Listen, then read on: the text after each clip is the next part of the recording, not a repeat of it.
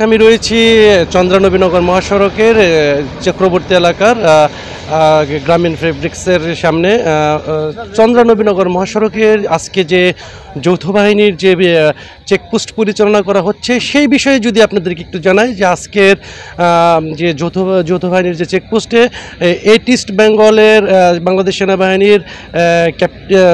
Captain তানবীরের নেতৃত্বে Bangladesh police এবং BRTA অর্থাৎ যৌথ বাহিনীরই কিন্তু আজকে যে চেকপোস্ট সেই চেকপোস্ট কিন্তু পরিচালনা হচ্ছে। চেকপোস্টের মূলত উদ্দেশ্য হচ্ছে যে কোনো প্রকার অপরাধী বিশেষ করে মাদক এবং অস্ত্র যাতে কোনোভাবে বহন না হয় সেই ক্ষেত্রে কিন্তু মূলত তারা এই চেকপোস্ট করছে। আমি যদি একটু দেখাতে চাই যে এই মুহূর্তে কিন্তু বাংলাদেশ সেনাবাহিনী পুলিশ এবং বিআরটিএর যৌথ যে অভিযান সেই অভিযানে কিন্তু আমরা দেখতেই পাচ্ছি যে একজন পুলিশ কর্মকর্তা তার একজন বাইকারের যে কাগজপত্র সেই কাগজপত্র কিন্তু যে চেক করছেন যে কোনো প্রকার ডেট ফেল রয়েছে কিনা বা কোনো প্রকার অসঙ্গতি কোনো কিছু রয়েছে কিনা সে কিন্তু দেখতে চায়। আমরা একটা বিষয়ে যদি জানিয়ে রাখি যে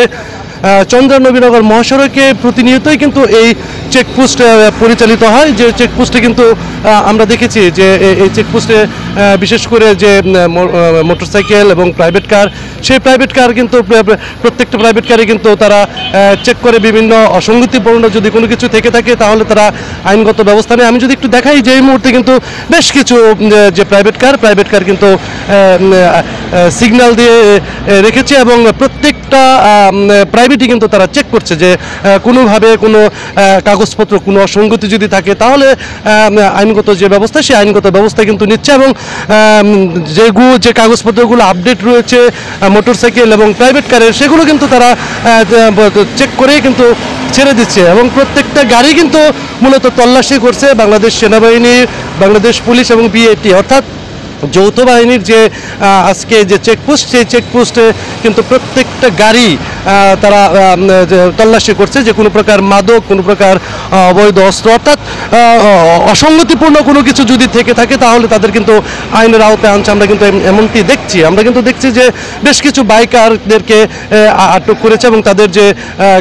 গাড়ির কাগজপত্র রয়েছে কিনা সেগুলো কিন্তু তারা মূলত চেক করছে। আমরা দেখতেই পেলাম যে এই মুহূর্তে কিন্তু একটি প্রাইভেট কারের যে গাড়ির কাগজপত্র